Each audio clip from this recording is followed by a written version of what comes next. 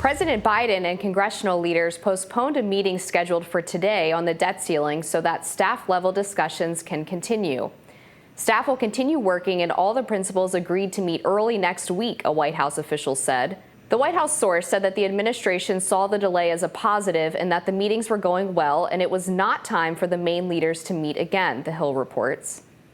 Biden visited New York on Wednesday, and while he was there, he said, America is the strongest economy in the world, but we should be cutting spending and lowering the deficit without a needless crisis. Here's what House Speaker Kevin McCarthy and Senate Minority Leader Mitch McConnell said after meeting with Biden on the debt ceiling on Tuesday. Unfortunately, the president has waited 97 days without ever meeting. Every day I asked, could we meet? And he said no. The House has raised the debt ceiling in a responsible manner, curb our spending at the same time, bring us economic growth. And I asked the president this simple question. Does he not believe there's any place we could find savings? He signed a bill that the House passed, became law, that the pandemic is over.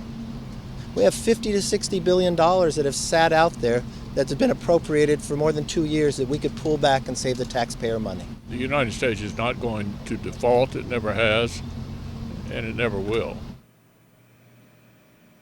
Professor of economics at Stony Brook University and author of The Deficit Myth, Stephanie Kelton, joins us to discuss. Thanks for coming on, Stephanie. Thanks for having me. What do you make of what Mitch McConnell said there, that the United States cannot default, never has, never will? Well, he's right that we never have, and I hope he's right that we never will. I think Republicans are trying, in a sense, to have it both ways, right? They're trying to say we've taken default off the table. We will not default. Under no circumstances will we default on our debt. But at the same time, they're saying we've produced this plan for President Biden and the Democrats to come to the table and negotiate the terms under which we won't default.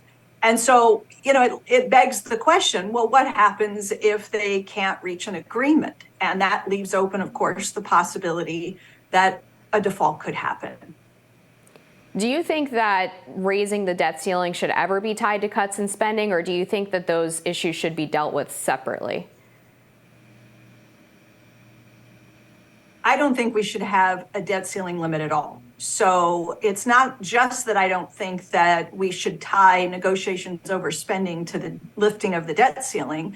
I think that we should never have to argue about lifting the debt ceiling. We're one of 2 countries in the entire world that has something like this. And the other country, Denmark, doesn't even use it the way we do. So really, we're the only one. This is an impediment in all sorts of ways, and we've seen it play out. I'm old enough to remember the last, handful of times that we've gone through this, and this becomes weaponized. Both political parties have done this, and, it produces bad public policy. We may be on the cusp of watching that play out again. If a deal is reached that leads to cuts that, hurt people and hurt the economy. You heard Mitch McConnell talk about the fact that he thinks that Republicans have put forward a plan that's going to produce economic growth. The truth is these spending cuts will do exactly the opposite. So if you look at the studies that have been put out by Mark Sandy at Moody's Analytics and his team, they'll tell you this is not a pro-growth plan to reduce spending. You reduce spending and you're going to slow the economy and people are going to lose their jobs. We're going to be worse off, not better off, if we were to get something that looks close to what the Republicans are pushing. I think a lot of us saw Speaker McCarthy on the floor of the House say, if you had a kid and he had a credit card and kept spending over the limit, you would tell them to change their behavior. Can you say why that analogy might not fit when we talk about the federal debt?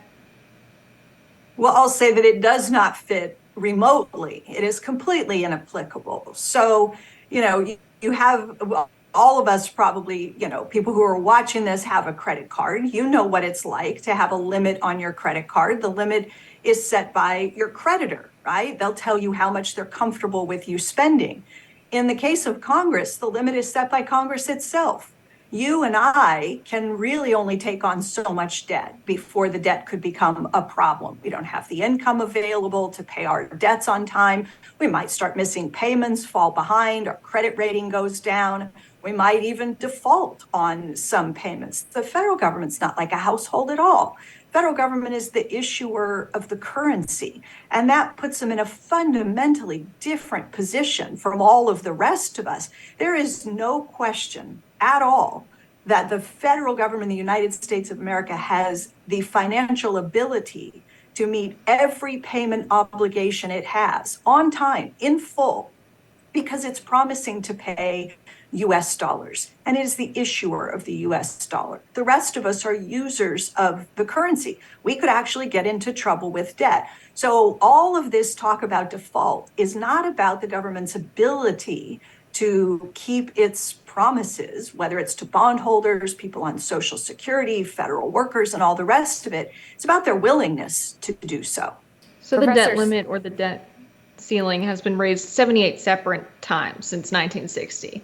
Many people have this fear instilled within them that we can't raise it now, that for some reason we can't add any more dollars to our public budgets. Would you say that that's accurate or not at all? Not at all. In fact, Jessica, what it's saying, when we lift it, what we're saying is that we are giving permission to the Treasury to add more of a particular kind of dollar to our bank accounts, to our pockets, to our wealth, to our savings. Remember, I think people forget that, we hear this word debt and everybody says we're talking about the national debt and increasing the amount of indebtedness and so forth. But what we're really talking about is increasing the number of US treasuries that the Treasury Department is allowed to make available to the rest of the world. That can be to pensions and other investors, be to money market mutual funds. These treasuries are our financial assets. They're part of our savings. They're part of our wealth. So the so-called debt limit is just limiting the availability, right? It's fixing the quantity that are available at any moment in time of this particular type of US dollar. It's really interest-bearing currency. I think of it as part of the broader US money supply. Thank you so much, Professor Kelton, for your expertise on this issue, and we'll be back with more Rising after this.